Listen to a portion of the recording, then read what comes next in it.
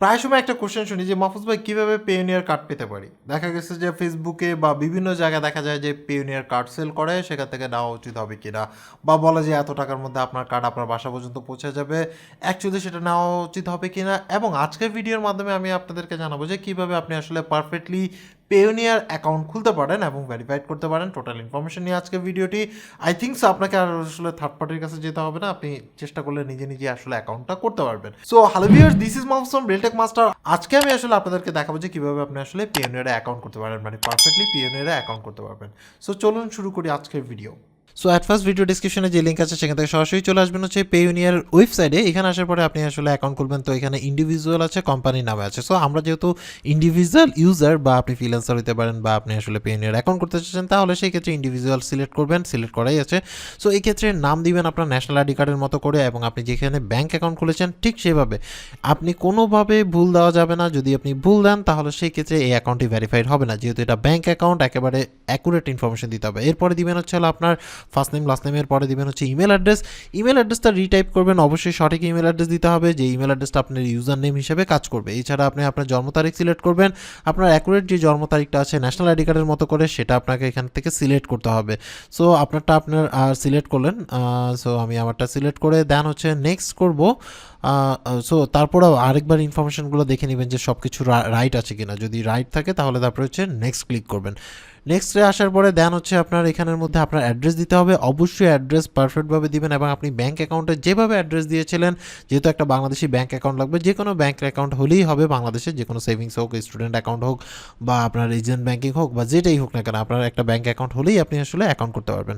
So এখানের মধ্যে আমি আমার অ্যাড্রেসটা দিচ্ছি, এবং অ্যাড্রেসটা অবশ্যই ব্যাঙ্ক অ্যাকাউন্টের স্টেটমেন্টে যেভাবে অ্যাড্রেস আপনি পান, যদি আপনি মনে করেন যে ব্যাঙ্ক অ্যাকাউন্টে কীভাবে অ্যাড্রেস দিচ্ছেন সেটা যদি ভুলে যেয়ে থাকেন, তাহলে সেক্ষেত্রে একটা স্টেটমেন্ট নিয়ে নিতে পারেন, সেটা আপনার জন্য সুবিধা হবে। সো আপনি আপনার অ্যাকুরেট অ্যাড্রেস দিবেন আর কি। সো আমি আমার অ্যাকুরেট অ্যাড্রেসটা দিচ্ছি। সো এভাবে প্রথমে অ্যাড্রেস লাইনে অ্যাড্রেস লিখবেন, তারপরে হচ্ছে আপনার সেকেন্ড অ্যাড্রেস অপশন যদি থাকে তাহলে দিবেন, তারপরে হচ্ছে সিটি লিখবেন, সিটি আপনার দিলাম। আপনার হচ্ছে যদি ঢাকা হয় ঢাকা দিবেন, যেটা হবে। তারপরে হচ্ছে পোস্টাল কোড, মানে হচ্ছে পোস্ট অফিস কোড, আপনার যে পোস্ট অফিস আছে সেই পোস্ট অফিসের কোড দিবেন। অ্যান্ড দেন হচ্ছে বাংলাদেশ তো সিলেক্ট করা আছে, যেহেতু বাংলাদেশ থেকে খুলছেন, আর অন্য কোনো কান্ট্রি থেকে খুললে অন্য কোনো কান্ট্রি থাকবে আর কি।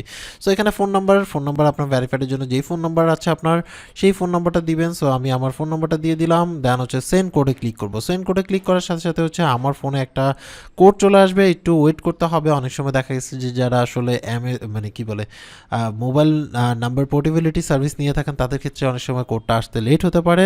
এই ক্ষেত্রে আপনার হচ্ছে একটা কাজ করতে পারেন, আপনি আসলে একটু ওয়েট করার পরে একটা কল অপশন আসবে, সেই কল অপশনে চাপ দিলে আপনার কাছে কল আসবে। কলের মধ্যে আপনাকে পিনকোডটি বলে দিবে, বা মেসেজ যদি পেয়ে থাকেন তাহলে মেসেজের মধ্যে যে পিনকোড, মানে ভেরিফিকেশন যে পিনকোডটা আছে সেই কোডটা এখানে দিতে হবে। সো আমরা একটু ওয়েট করছি, দেখি আমাদের যেহেতু এনপিএসবির মাধ্যমে আসলে এটাকে চেঞ্জ করা হয়েছে। সো আমরা এখানে নেক্সট ক্লিক করে দিলাম। নেক্সট ক্লিক করার পরে আমার কাছে কল এসেছিল, দেন হচ্ছে আমার কাছে যে কোডটা পেয়েছি সেই কোডটা দিয়ে দিলাম, ওকে করলাম, নেক্সটে চলে আসলাম। সো এই যে ভেরিফাইড হয়ে গেল। এখন হচ্ছে আমার ইমেল অ্যাড্রেস তো লকড হয়ে গেল, মানে ইউজার নেম হিসেবে এটাই ইউজ হবে। দেন হচ্ছে পাসওয়ার্ড সেট করুন। পাসওয়ার্ডের মধ্যে আপনাকে এখানে দেখুন সাইডে কিন্তু ইনফরমেশন দিয়ে দিছে। পাসওয়ার্ডের মধ্যে মানে আপনাকে মিনিমাম হচ্ছে লেটার থাকতে হবে, মানে ABCD এরকম টাইপের কিছু থাকতে হবে। দেন হচ্ছে আপনার নাম্বার থাকতে হবে, যে কোনো একটা নাম্বার থাকতে হবে, মানে নাম্বার এবং হচ্ছে আপনার এই কী বলে লেটার, এই দুইটা কম্বিনেশনে আপনাকে পাসওয়ার্ডটা দিতে হবে। ফর এক্সাম্পল আমি আপনাকে একটা বোঝার শর্তে বলে দিচ্ছি, যদি এই পাসওয়ার্ড আপনি কখনোই ইউজ করবেন না, হ্যাকড হয়ে যাবে। যেমন হচ্ছিল 4 5 7 8 9 10 অ্যান্ড দেন হচ্ছে ABC এরকম দিতে পারেন, বা এই 1 2 3 4 এরকম। বাট জিনিসটা হচ্ছে আমি পারপাসে দিলাম। তো এখানে সেম পাসওয়ার্ডটা আবার নিচে টাইপ করবেন, মানে রিটাইপ করবেন। সো আমি আমার পাসওয়ার্ডটা সেমভাবে রিটাইপ করলাম। দেন হচ্ছিল সিকিউরিটি কোশ্চেনটা সেট করবেন। একটা কোশ্চেন আপনি এখান থেকে যে কোনো একটা কোশ্চেন সিলেক্ট করবেন, সেটার অ্যান্সার দিবেন, এবং ফিউচারে যখন আপনার এই অ্যাকাউন্টটা লকড হয়ে যাবে বা কোনো কারণবশত সিকিউরিটি কোশ্চেনের দরকার হতে পারে বা রিকভারি করার দরকার হতে পারে, তখন আপনার এই কোশ্চেনের অ্যান্সারটা লাগবে।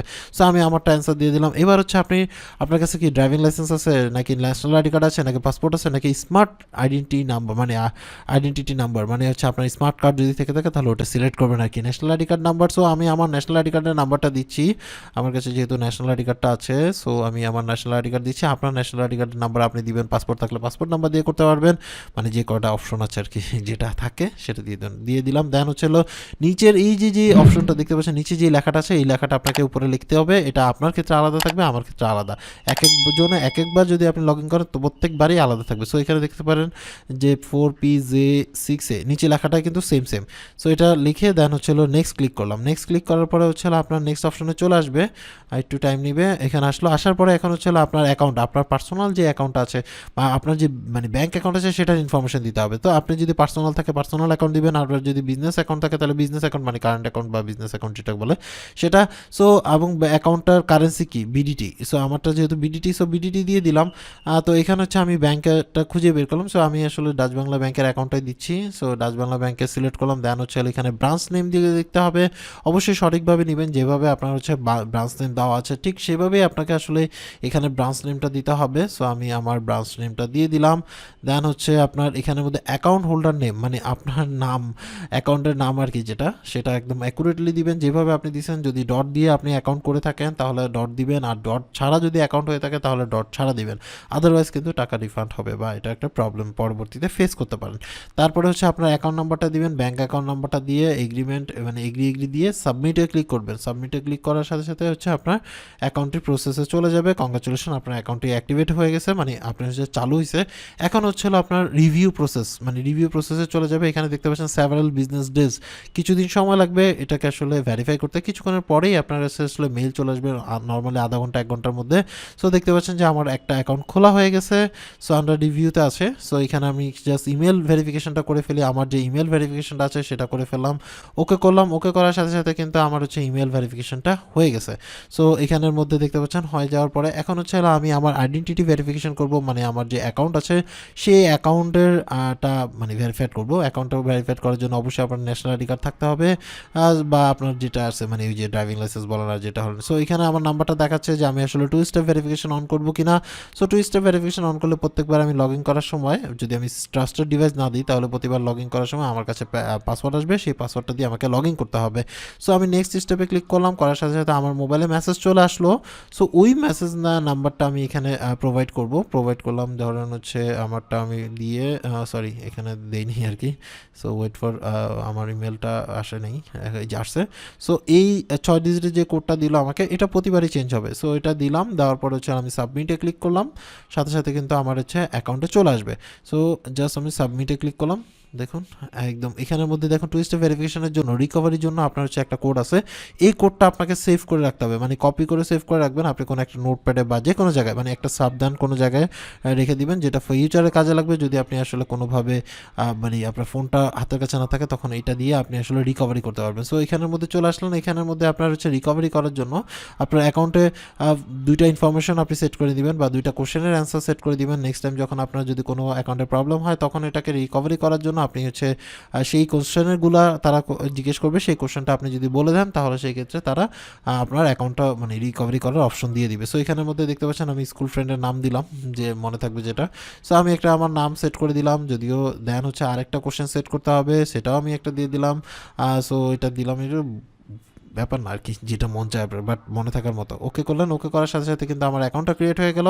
সো এবার হচ্ছে না আমার ডকুমেন্ট সাবমিট করতে হবে। সো আমি সাবমিটে ক্লিক করলাম, সাবমিটে ক্লিক করার পরে এখানে চলে আসলাম। এখানের মধ্যে রিকোয়ারমেন্ট, এখানের মধ্যে দেখতে পাচ্ছেন ক্লিক করার পরে আপনার হচ্ছে প্রুফ বিজনেস ডিটেলস, যদি আপনার বিজনেস থেকে থাকে তাহলে সেই ক্ষেত্রে গ্লোবাল সার্ভিসের জন্য আপনি সেই প্রুফ দিতে পারেন, এখানের মধ্যে ইনফরমেশনগুলো দিতে পারেন, দিয়ে আপনি আসলে এটাকে সেট করে নিতে পারেন। সো এটা কিন্তু একটা ভালো দিক। এছাড়া এখানের মধ্যে দেখুন ইউআরএল আছে, যদি আপনার কোনো ওয়েবসাইট থেকে থাকে, online website of online storage এগুলা।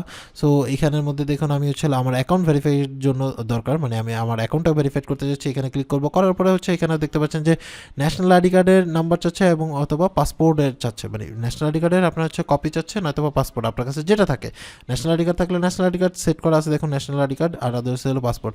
সো এখানের মধ্যে দেখুন ড্র্যাগ ফাইল হিয়ার, আপনি আপনার ফাইলটা এখানে হিয়ার করবেন। সো আমি অলরেডি আসলে এই ছবি তুলে রাখছি দুইটারই, আপনার হচ্ছে হলো এইটা ন্যাশনাল আইডি কার্ডের ফার্স্ট পেজ আমি দিলাম, ওকে করলাম, এটা আপলোড হওয়া শুরু করলো, মানে আপলোড নাইটে সেট হলো। তারপরে হচ্ছে সেকেন্ডটা মানে ব্যাক সাইডটা, সো আমি ন্যাশনাল আইডি কার্ডের ব্যাক সাইডটা দিলাম, দিয়ে ওকে করলাম। ওকে করার সাথে সাথে দুইটা সেট হয়ে গেল। এবার হচ্ছে আমি সাবমিট করে দিব, তাহলে আমার অ্যাকাউন্টটা ভেরিফাইড হয়ে যাবে। যদি আমার এই একই নামে কিন্তু আপনার হচ্ছে আদার্স অ্যাকাউন্ট থাকা যাবে না, ঝামেলা আছে। সো এখানের মধ্যে ওকে করে দিলাম, দেখুন আপলোড হচ্ছে, আপলোড হয়ে এটা আপলোড কমপ্লিটেড, জাস্ট একটু ওয়েট করতে হবে, আপলোড কমপ্লিটেড।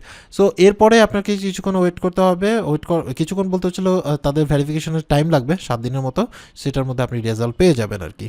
এই ছিল টোটাল ডিটেলস। এইভাবে করে আপনি আসলে অ্যাকাউন্ট করতে পারবেন এবং ভেরিফাইয়ের জন্য রিকোয়েস্ট দিবেন, দেখবেন যে 2 থেকে 7 কর্মদিবসের মধ্যে দেখবেন যে আপনার হচ্ছে এটা অ্যাক্টিভেট হয়ে গেছে। এবং এই ক্ষেত্রে কী কী লাগবে আমি আবারও ক্লিয়ার করে দিই। এক হচ্ছে আপনার ন্যাশনাল আইডি কার্ড থাকতে হবে, অবশ্যই ন্যাশনাল আইডি কার্ড থাকতে হবে। দেন হচ্ছে আপনার একটা ব্যাঙ্ক অ্যাকাউন্ট থাকতে হবে। যদি আপনি পেওনিয়ার অ্যাকাউন্ট করেন তাহলে এই দুইটা যদি আপনার থাকে তাহলেই আপনি আসলে অ্যাকাউন্ট করতে পারবেন, আদারওয়াইজ কিন্তু আপনার আসলে অ্যাকাউন্ট করতে পারবেন না, বা ওটাকে আপনার কী বলে পারফেক্টলি অ্যাক্টিভেট করতে পারবেন না।